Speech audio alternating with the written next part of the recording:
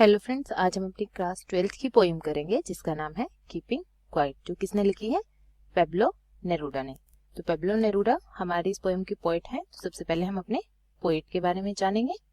देखिए, पेब्लो नेरूडा का जन्म कब हुआ था? 1904 में उनका जन्म हुआ था और उनकी डेथ कब हुई थी? 1973 में उनकी डेथ हुई थी।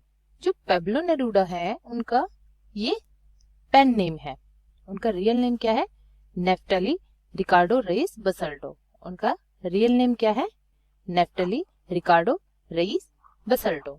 और उनका जन्म कहाँ हुआ था? पेरेराल, जो कि कहाँ है? चिले में। Okay. नेरूडा's poem are full of easily understood image which makes them no less beautiful। जो नेरूडा की पोएम्स होती है ना, उनमें बहुत सुंदर तरीके से, मतलब जो उनकी राइटिंग होती है, जिस वे में वो लिखते हैं, वो बहुत अच्छे तरीके से लिखी जाती हैं जिसे हम इजिली पढ़ सकते हैं। He won the Nobel Prize of Literature in the year 1971 और उन्हें नोबेल प्राइज भी मिला था लिटरेचर में। कब? 1971 में। In this poem, Neruda talks about the necessity of quiet introspection and creating a feeling of mutual understanding among human beings। Human beings के जो ह्यूमन बींग्स कौन होते हैं? ह्यूमन बींग्स हम लोग, जो इंसान होते हैं, जो एक दूसरे, इसमें क्या बताया गया है कि ये जो पोयम है, ये पोयम किसके बारे में लिखी है? पोयम किसकी बात कर रही है? इस पोयम में नेरूडा ने क्या बताया है? Necessity of quite introspection. Introspection क्या होता है? Observation of one's own mental और इमोशनल प्रोसेस। इसमें बताया है नेरूडा ने कि हमें खुद की फीलिंग्स, खुद को कैसे समझना है और जो एक दूसरे की अंडरस्टैंडिंग है उसे कैसे समझना है, इस पूरी पोएम में नेरूडा ने एक्सप्लेन किया है। और मैं बताना चाहूंगी यहाँ पे कि ये जो है the necessity of quite introspection and the creating a feeling of mutual understanding among human beings, ये इस पोएम की थीम है। क्या है ये इस पोएम की थीम? ये पोएम इसी पे बेस है। पूरी पोएम इसी थीम पे लिखी गई है। तो चलिए देखिए, हम पोएम स्टार्ट करते हैं। क्या लिखा है पोएम में? Now we will count to 12 and we will all keep still. अब जो पोएट है वो क्या कह रहा है कि हम 12 तक गिनेंगे और चुप हो जाएंगे। For once on the face of the earth, let's no speak in any language. Let's stop for 1 second and not move our arms so much। अब जो पॉइंट है वो क्या कह रहा है कि अर्थ पर एक बार के लिए ऐसा हो जाएगा कि जहां कोई भी लैंग्वेज नहीं बोली जाएगी। क्योंकि जब हम चुप हो जाएंगे, जब हम किसी से बात करते हैं तो सबकी लैंग्वेज अलग अलग होती है। कोई हिंदी बोलता है, कोई स्पेनिश बोलता है, कोई फ्रेंच बोलता है, कोई इंग्लिश बोलता है। लेकिन जब हम चुप हो जाएंगे तो किसी की कोई लैंग्वेज नहीं होगी।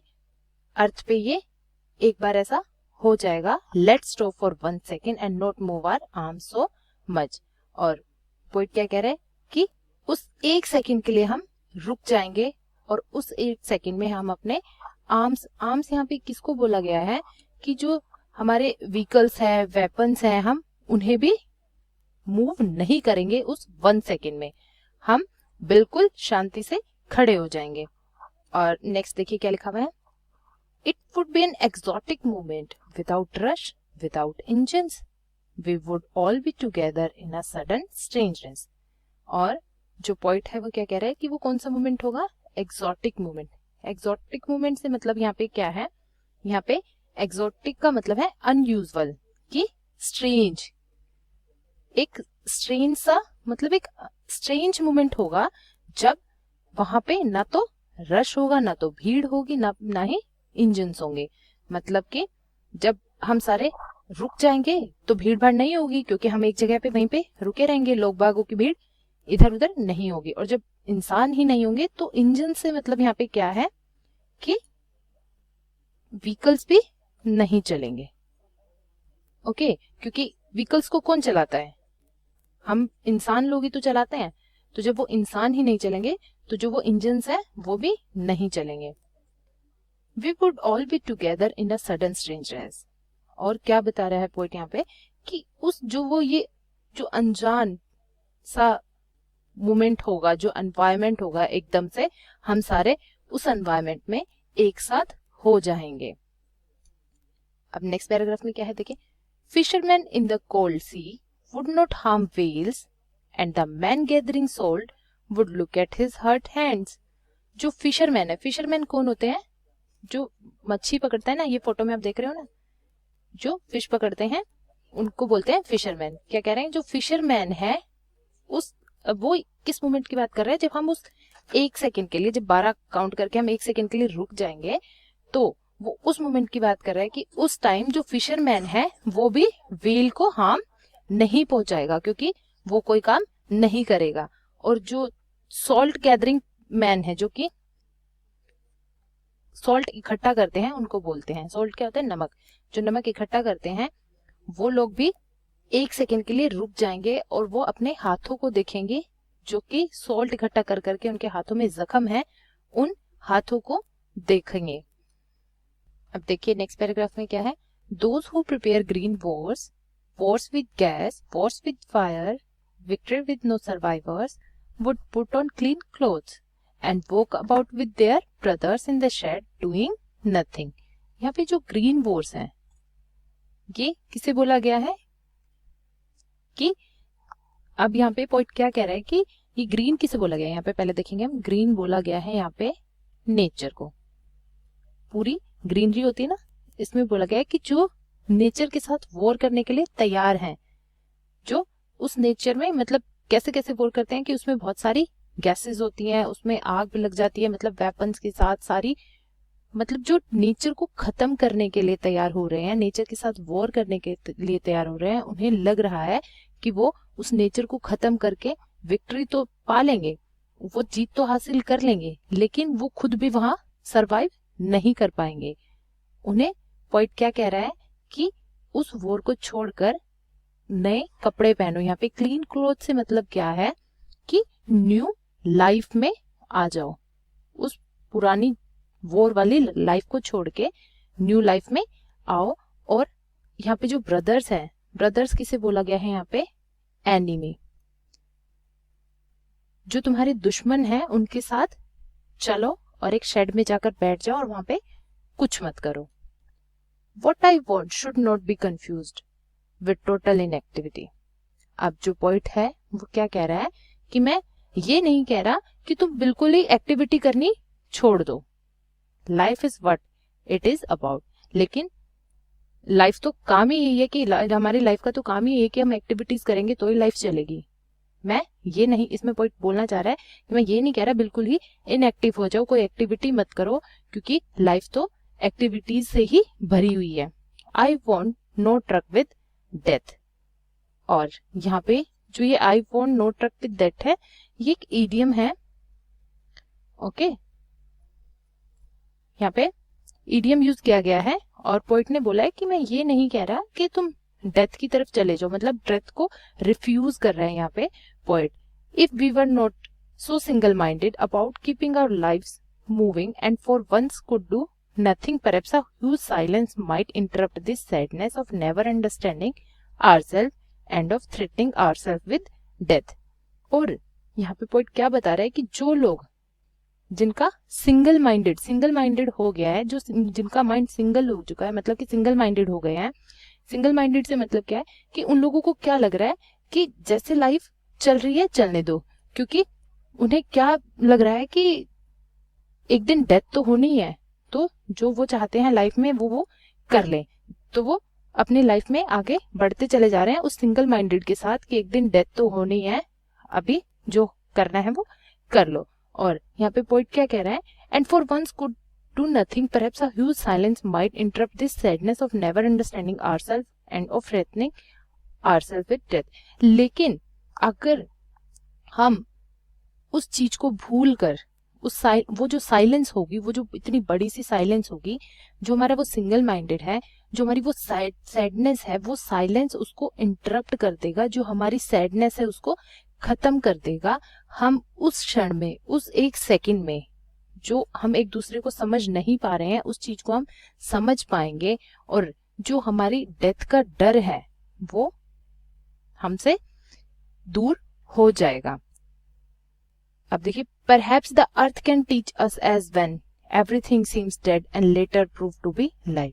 और यहाँ पे पोइट क्या कह रहा है कि जो अर्थ है वो भी हमें सिखाती है कि मतलब मरना ही मर के भी जीवन है। जैसे कि यहाँ पे क्या बता रहा है पोइट, क्या कहना चाह रहा है कि जब विंटर्स आती हैं तो जो पेड़ पौधे हैं, विंटर सैडनेस का सिंबल होती हैं, जो पेड़ पौधे हैं वो सूख जाते हैं, सब जगह सैडनेस ही एनवायरनमेंट में हो जाती हैं। लेकिन जैसे ही स्प्रिंग आती है तो पेड़ पौधे ग्रीन होना स्टार्ट हो जाते हैं, उनमें नए नए पत्ते आने स्टार्ट हो जाते हैं। ऐसे ही पोइट कह रहा है कि अर्थ भी हमें ये सिखा रहा है कि सब कुछ मरता नहीं है। अर्थ भी प्रूव कर रहा है कि विंटर के बाद स्प्रिंग आता है, कि मतलब उसकी डेथ के बाद भी वो दोबारा से जीता है। Now I count up to 12 and you keep quiet and I will go. अब पोइट क्या कह रहा है कि अब मैं 12 तक गिनूंगा और तुम लोग चुप हो जाओगे और मैं यहाँ से चला जाऊंगा। अब पोइट ऐसे क्यों कह रहा है?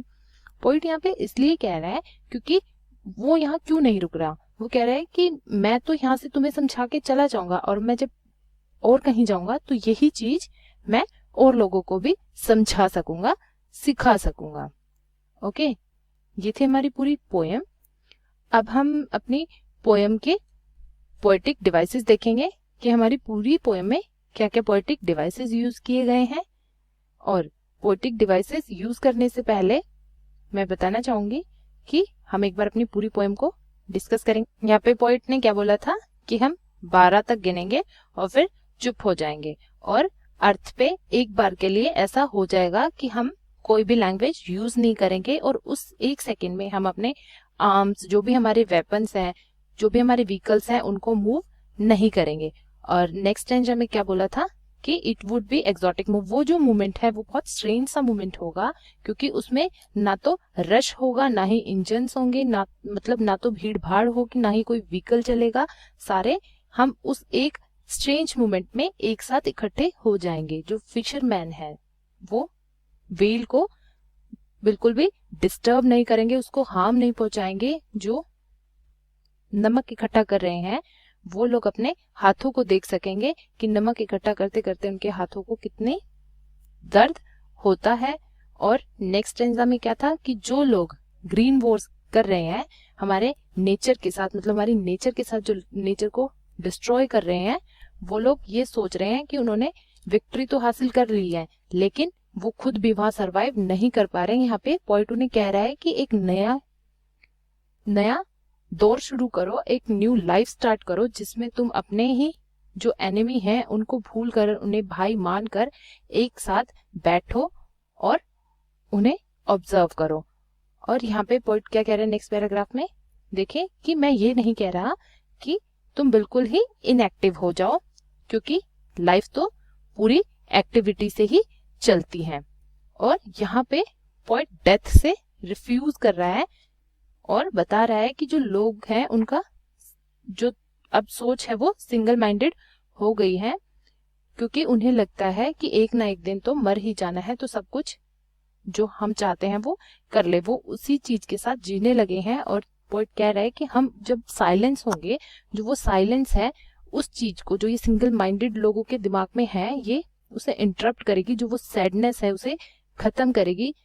उस एक सेकंड के लिए हम उस जो डेथ का डर है उससे दूर हो सकेंगे, जो हम एक दूसरे की फीलिंग्स है उनको समझ सकेंगे। और ये चीज हमें अर्थ भी सिखाती है कि डेथ के बाद दोबारा से जीना होता है। जैसे कि विंटर में पेड़ पौधे सूख जाते हैं और स्प्रिंग में फिर से उनमें पत्तियां आनी लग जाती हैं। और एंड में पोएट बताता है, कहता है कि अब मैं 12 तक गिनूंगा और तुम लोग चुप हो जाओगे और मैं यहाँ से चला जाऊंगा। ओके, ये थी हमारी पूरी पोएम। तो अब हम अपने इसमें पोएटिक डिवाइसेस देखेंगे। चलिए देखिए। तो सबसे पहले हम देखेंगे कि जो हमारी पोएम है उसमें कोई भी राइम स्कीम नहीं है। पूरी पोयम किस में है, ब्लैंक वर्स में पूरी पोयम है। और जो हमारा पहला पोएटिक डिवाइस है वो क्या है, एलिट्रेशन। एलिट्रेशन क्या होता है, एलिट्रेशन वो होता है कि जब एक कॉन्सोनेंट साउंड रिपीट हो रहा हो एक ही लाइन में, उसको बोलते हैं, एक लाइन में एक पैराग्राफ में, उसको बोलते हैं एलिट्रेशन। तो यहाँ पे देखेंगे हम कि एलिट्रेशन कहाँ कहाँ है। ये देखिए, वी वुड, वी विल, यहाँ पे कौन सा साउंड रिपीट हो रहा है, व का, यहाँ पे भी व का, यहाँ पे भी व का। तो ये साउंड कॉन्सोनेंट साउंड जो बार बार रिपीट हो रहा हो उसे बोलते हैं हम एलिट्रेशन। स्टेंजा में भी हो रहा है, स्टेंजा में भी हो रहा है। आगे देखिए, हिज हर्ट हैंड्स, यहाँ पे ह का साउंड 3 बार देखिए रिपीट हो रहा है। ओके, ऐसे ही हमारी पूरी पोयम में एलिट्रेशन यूज किया गया है। ओके, अब एक जो दूसरा पोएटिक डिवाइस है वो क्या है, देखिए, एंटीथेसिस। एंटीथेसिस क्या होता है, antithesis a thing that is direct opposite of someone else.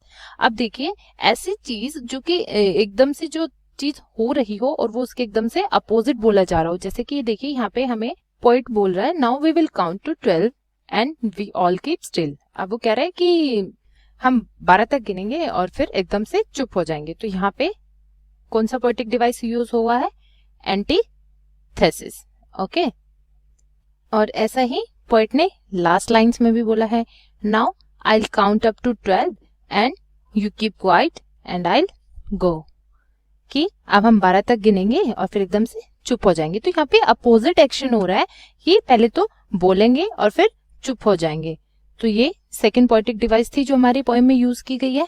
और जो थर्ड पोएटिक डिवाइस है वो क्या है, रिपीटिशन।